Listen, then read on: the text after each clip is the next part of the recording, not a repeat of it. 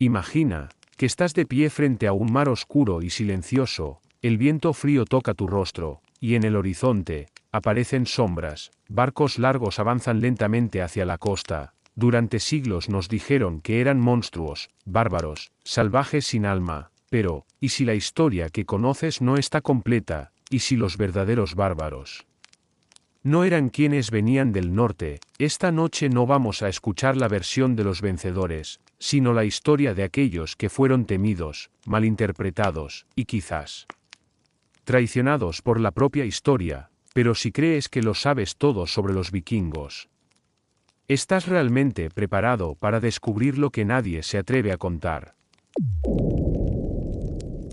La sombra que llegó del norte. Imagina que has nacido en una tierra donde el sol casi nunca desaparece por completo, pero donde el suelo jamás llega a calentarse, la tierra es dura, el invierno es largo, el mar es frío y despiadado. En esas tierras, la vida no perdona a los débiles. Los vikingos crecieron allí, no eligieron la guerra, eligieron sobrevivir. En los estrechos fiordos del norte de Europa, mientras el humo de las casas de madera se elevaba lentamente hacia el cielo, los niños aprendían, desde pequeños, a remar, a sostener un hacha y a escuchar el sonido del mar, porque el mar era su enemigo, y también su destino. A finales del siglo VIII, cuando los habitantes de las costas europeas vieron por primera vez aquellas largas embarcaciones aparecer en el horizonte, no sabían lo que significaba: barcos estrechos, ligeros y rápidos, proas decoradas con cabezas de dragón, sombras que se acercaban en silencio, y luego un ataque repentino, monasterios saqueados, oro arrebatado, costas envueltas en llamas. Los libros de historia llamaron a aquel momento invasión bárbara. Pero detente un instante y piensa, ¿fue realmente un acto sin motivo? En aquella época, la población en Europa estaba creciendo, la tierra no era suficiente, las rutas comerciales se expandían, y los pueblos del norte habían alcanzado una habilidad extraordinaria en la navegación. No eran solo guerreros, eran agricultores, eran comerciantes, eran exploradores. Hoy en día, en Inglaterra, en Francia, incluso en Rusia, todavía se encuentran huellas de asentamientos vikingos. Eso significa que no fueron únicamente un pueblo que destruía, sino también una cultura que se establecía, comerciaba y dejaba su marca. Entonces, ¿por qué solo recordamos su rostro más sangriento? Tal vez porque la historia la escribieron quienes fueron atacados. Tal vez porque el miedo viaja más rápido que la verdad. Ahora, observemos desde otro ángulo. Imagina una aldea del norte, en una noche de invierno. El frío penetra en las paredes de madera, la comida escasea. La tierra no da suficiente. Un joven se ve obligado a subir a un barco, no por ambición, sino para alimentar a su familia. Para él, no es un saqueo, es un viaje de esperanza. Y aquí comienza la verdadera pregunta: ¿fueron los vikingos realmente bárbaros sedientos de sangre, o simplemente hombres endurecidos por un mundo implacable? Tal vez la respuesta no se encuentre en el filo de sus hachas, sino en el viento helado del norte, que aún susurra su historia. El impacto que estremeció Europa. El año era 793, en la costa noreste de Inglaterra existía un pequeño monasterio llamado Lindisfarne. Un lugar aislado, silencioso, dedicado a la oración y al estudio. Sus muros no estaban hechos para resistir la guerra, porque nadie esperaba la guerra. Aquella mañana, el mar estaba tranquilo, el viento apenas movía las aguas grises del norte. Algunos monjes trabajaban en silencio. Otros copiaban manuscritos sagrados, y entonces aparecieron, en el horizonte, como sombras que emergían de la niebla. Se distinguieron largas embarcaciones avanzando con precisión. No llevaban estandartes visibles. No gritaban. No anunciaban su llegada, se acercaban en silencio. Cuando tocaron tierra, el ataque fue rápido, las puertas fueron derribadas, los objetos de oro y plata fueron tomados, algunos monjes murieron. Otros fueron capturados. Para el mundo cristiano, aquello fue un trauma. Las crónicas lo describieron como un castigo divino, como la llegada de demonios del norte, como el inicio de una era de terror, pero si observamos desde el otro lado del mar, para los hombres que descendieron de aquellos barcos, no era un acto demoníaco. Era una expedición. Lindisfarne no tenía murallas fuertes, no tenía ejército, pero sí tenía riqueza acumulada durante años, y los vikingos sabían exactamente dónde atacar. No fue un acto impulsivo, fue cálculo, fue estrategia, y fue solo el comienzo. Después de Lindisfarne, otros monasterios fueron atacados. Irlanda. Escocia. Francia. El miedo comenzó a viajar más rápido que los propios barcos, las historias crecieron, en cada relato, los vikingos se volvían más brutales. Más salvajes.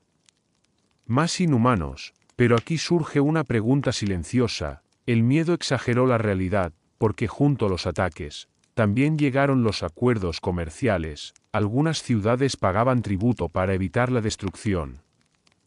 Otras negociaban, algunas incluso comerciaban con ellos, no todo era fuego, no todo era sangre, era poder, y Europa no estaba preparada. En pocas décadas, aquellos hombres del norte dejaron de ser visitantes ocasionales y comenzaron a establecerse, fundaron asentamientos, se mezclaron con la población local, aprendieron idiomas, y cambiaron el mapa político de varias regiones. Lo que comenzó como una incursión, se transformó en una presencia permanente, y ahora, mientras el eco del Lindisfarne aún resuena en la historia, surge una nueva cuestión, ¿qué impulsaba realmente a estos hombres? ¿Solo riqueza, solo violencia, o había algo más profundo? Algo que nacía de su visión del mundo. Para entenderlo, debemos mirar hacia sus creencias, porque ningún pueblo lucha sin una idea que le dé sentido a la lucha, y en el norte, esa idea estaba escrita en mitos antiguos. Y en el destino inevitable de los dioses, cuando el miedo se convierte en relato, la historia describe lo que ocurrió, o lo que más se temía que ocurriera. Dioses, destino y la mente de un guerrero. Para comprender realmente a los vikingos, no basta con observar sus batallas, hay que entrar en su mente, y su mente estaba moldeada por algo invisible, pero poderoso. Sus dioses, en el norte, el universo no era eterno, no era estable, no estaba garantizado, todo tenía un final, incluso los dioses. Odín, el padre de todos, no era un dios perfecto ni invencible, había sacrificado uno de sus ojos para obtener sabiduría, colgado del árbol sagrado Yggdrasil, se había herido a sí mismo para descubrir los secretos de las runas, el conocimiento exigía dolor. Thor, el dios del trueno, protector de los hombres, no representaba compasión, sino fuerza, orden frente al caos, y más allá de ellos. Existía una profecía, Ragnarok. El fin del mundo, una batalla final donde dioses y gigantes se destruirían mutuamente, donde el fuego consumiría la tierra, donde incluso Odín moriría. Imagina crecer creyendo que el mundo terminará inevitablemente, imagina saber que ni siquiera los dioses escaparán al destino. En esa visión del mundo, el miedo pierde poder.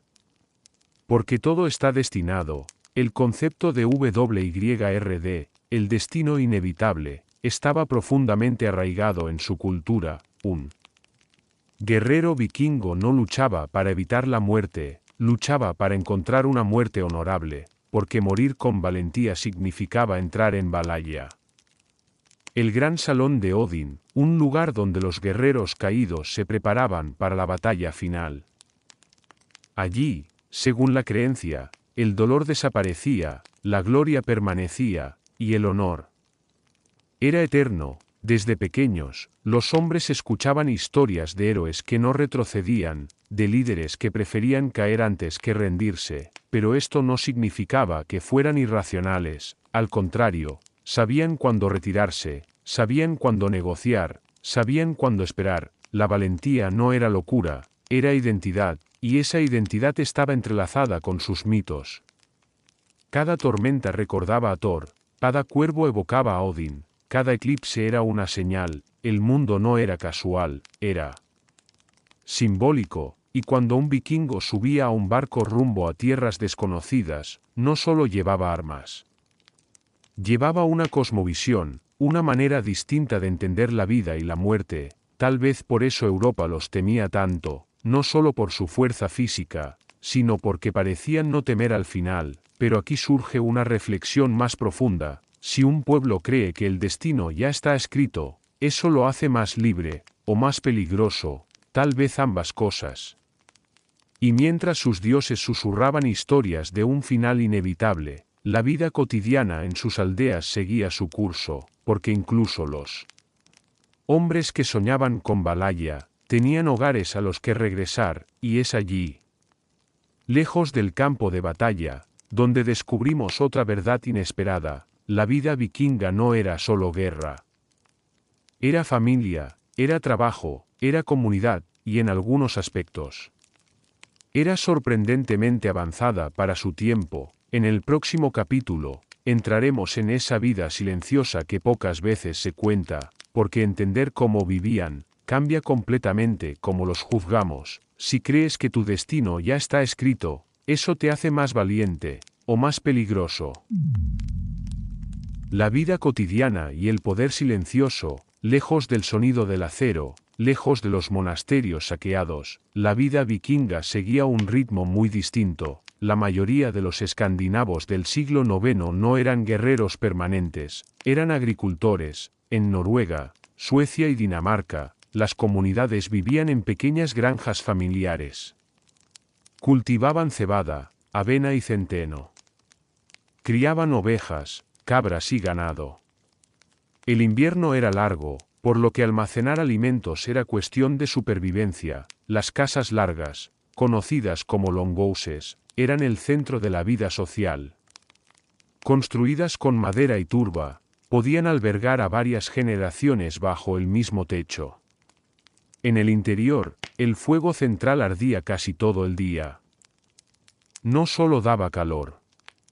También reunía historias. Contrario a la imagen popular, no todos los hombres participaban en expediciones. Muchas incursiones eran estacionales. Un agricultor podía sembrar en primavera y navegar en verano, pero quizá lo más sorprendente para el mundo medieval europeo era el papel de la mujer. En la sociedad vikinga, las mujeres libres tenían derechos legales poco comunes para la época. Podían heredar propiedades, podían solicitar el divorcio, podían administrar bienes en ausencia del esposo. Las excavaciones arqueológicas muestran tumbas femeninas con llaves, símbolo de autoridad doméstica y control económico. Algunas incluso fueron enterradas con armas. En 2017, estudios genéticos confirmaron que una tumba guerrera encontrada en Birka, Suecia, pertenecía a una mujer. Esto cambió la percepción tradicional de que solo los hombres eran combatientes. La sociedad vikinga no era igualitaria en el sentido moderno, pero tampoco era completamente rígida. Había jarls, la nobleza, campesinos libres y esclavos llamados thralls. La esclavitud existía y era parte del sistema económico. Muchos prisioneros capturados en incursiones eran vendidos como esclavos en rutas comerciales que llegaban hasta el mundo islámico, porque sí. Los vikingos no solo miraban hacia el oeste, también navegaron hacia el este, a través de los ríos de lo que hoy es Rusia y Ucrania, establecieron rutas comerciales que conectaban el mar Báltico con Constantinopla y Bagdad, vendían pieles, ámbar, hierro. Y compraban plata, seda y especias. Eran guerreros, sí, pero también eran comerciantes sofisticados, y mientras Europa los veía como una amenaza, muchos reinos negociaban con ellos. Ahora detente un momento, imagina esa casa larga iluminada por el fuego, un niño escucha historias de dioses, una mujer administra provisiones, un anciano talla runas en madera. No es una escena de violencia, es una escena humana. tal vez la historia simplificó demasiado, tal vez es más fácil recordar el incendio que la vida que lo precedía, pero aún hay algo más que entender, porque no solo cultivaron tierras ni comerciaron en ríos lejanos, también cruzaron el océano abierto, mucho antes de que Europa imaginara el nuevo mundo. Los vikingos ya habían visto otras costas, y en el siguiente capítulo, viajaremos con ellos más allá del horizonte conocido, donde la ambición no era solo sobrevivir, sino descubrir si podían gobernarse, comerciar y construir, porque solo recordamos el fuego. Más allá del horizonte conocido, para los pueblos del norte. El mar no era un límite, era un camino. A finales del siglo IX, muchos vikingos comenzaron a asentarse en Islandia. No fue una invasión violenta. Fue migración. Familias enteras viajaron hacia esa isla volcánica en busca de tierras nuevas. Allí fundaron una sociedad organizada. En el año 930 establecieron el Althing, uno de los parlamentos más antiguos del mundo. Un lugar donde se resolvían disputas y se tomaban decisiones colectivas. No eran solo conquistadores, sabían gobernarse. Décadas después, Eric el Rojo, expulsado de Islandia por conflictos, navegó aún más lejos y llegó a Groenlandia. Fundó colonias que sobrevivieron varios siglos en condiciones extremas. Pero la historia no termina allí. Hacia el año 1000, Leif Erikson, hijo de Eric el Rojo, navegó aún más al oeste y llegó a una tierra que llamó Vinland. Hoy sabemos que esa región corresponde a la actual Terranova, en Canadá. En el sitio arqueológico de L'Anse-aux Meadows se encontraron restos confirmados de presencia vikinga en América del Norte. Esto ocurrió casi 500 años antes de Cristóbal Colón. No fue una colonización masiva, no cambió el curso inmediato de la historia europea. Pero ocurrió, y ese hecho cambia algo importante. Demuestra que los vikingos no solo buscaban riquezas rápidas, buscaban horizontes nuevos. Tenían la tecnología naval más avanzada de su tiempo. Sus barcos, ligeros, flexibles y rápidos, podían cruzar océanos abiertos y también navegar ríos poco profundos. Eran exploradores impulsados por curiosidad, necesidad y ambición, pero no todos los viajes terminaban bien. Las colonias en Groenlandia finalmente desaparecieron. Las condiciones climáticas empeoraron durante la llamada Pequeña Edad de Hielo. El aislamiento aumentó. Y poco a poco se extinguieron. Aquí aparece una imagen diferente, no la del guerrero invencible, sino la del ser humano enfrentado a la naturaleza, porque incluso los pueblos más audaces tienen límites, y mientras algunos miraban hacia el oeste, en Europa algo comenzaba a cambiar. Los reinos se fortalecían, el cristianismo avanzaba hacia el norte, y la era vikinga empezaba a transformarse, pero antes de su final, debemos preguntarnos algo importante: si fueron capaces de cruzar océanos desconocidos, si fundaron parlamentos, si llegaron a América siglos antes que otros, ¿realmente eran solo saqueadores, o fueron uno de los pueblos más visionarios de su tiempo? El fin de una era. O el comienzo de otra. Ninguna era dura para siempre, y la llamada era vikinga, que comenzó simbólicamente en el año 793 con el ataque a Lindisfarne, empezó a transformarse lentamente hacia el siglo XI, pero no fue un colapso repentino, fue un cambio gradual. En Escandinavia, los pequeños clanes comenzaron a unificarse bajo reyes más fuertes. En Dinamarca, Harald Bluetooth impulsó la cristianización en el siglo X. En Noruega, Olaf Tryggvason y más tarde Olaf Haraldsson promovieron activamente el cristianismo, a veces por convicción, otras por poder político. La antigua religión nórdica no desapareció de un día para otro, durante generaciones. Coexistieron símbolos cristianos con amuletos de Thor.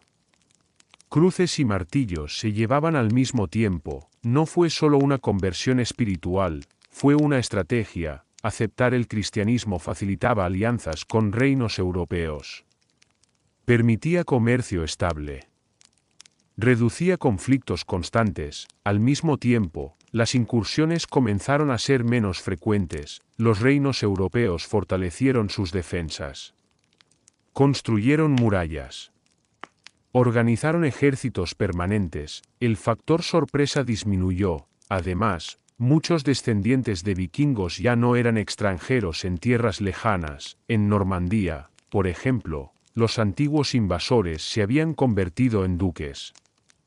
De hecho, el nombre Normandía significa literalmente tierra de los hombres del norte. En el año 1066 ocurrió un evento clave.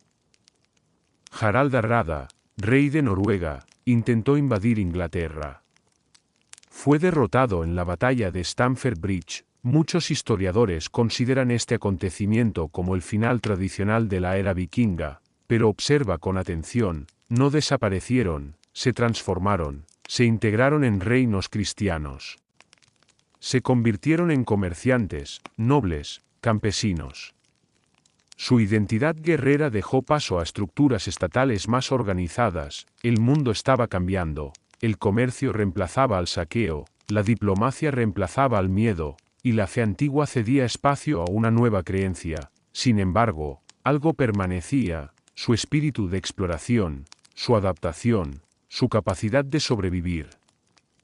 Porque los pueblos no mueren fácilmente, evolucionan, y tal vez la verdadera pregunta no es cuándo terminó la era vikinga, sino si realmente terminó, si sus dioses fueron reemplazados, si sus reyes se bautizaron, si sus barcos dejaron de atacar, desapareció también su esencia, o simplemente cambió de forma.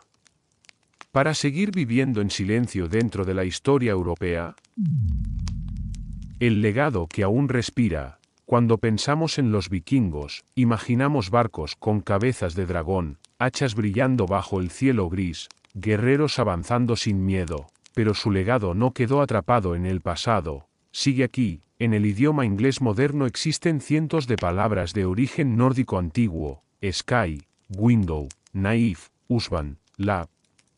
Incluso los nombres de los días de la semana, como Thursday, el día de Thor, conservan la huella de sus dioses. No es un detalle menor, es influencia cultural profunda. En lugares como Inglaterra, Irlanda, Escocia y Normandía, el ADN revela mezcla entre poblaciones locales y escandinavas. No fueron una ola que pasó y desapareció. Se integraron, formaron familias, construyeron ciudades. Dublín, por ejemplo, fue fundado como un asentamiento vikingo en el siglo IX. Lo que comenzó como un campamento comercial se convirtió en una ciudad permanente. También dejaron huella en el derecho y en la organización política. El concepto de asambleas públicas como el Althing en Islandia demuestra que practicaban formas tempranas de gobierno colectivo, pero quizá su herencia más duradera no es política ni lingüística, es mental. La idea de cruzar fronteras desconocidas, de no temer al océano abierto, de explorar lo que otros consideran imposible, durante siglos fueron retratados como monstruos. Luego como héroes románticos. La verdad, como casi siempre, está en un punto intermedio. Eran producto de su tiempo, capaces de violencia, pero también de adaptación, capaces de destruir, pero también de construir. Tal vez el error no fue lo que hicieron, sino cómo decidimos recordarlos, porque la historia suele simplificar, divide al mundo en buenos y malos, en civilizados y bárbaros. Pero cuando observamos con más calma, descubrimos algo más humano, descubrimos que los vikingos no fueron una anomalía, fueron una respuesta a un clima duro, a recursos limitados, a un mundo en transformación, y ahora, mientras el fuego se apaga lentamente, mientras el viento del norte parece susurrar historias antiguas. Podemos hacernos una última pregunta: si hubiéramos nacido en aquella tierra fría, si nuestra supervivencia dependiera del mar, si creyéramos que el destino ya está escrito, ¿habríamos actuado de forma diferente, o habríamos subido también a esos barcos, mirando el horizonte, en busca de algo más?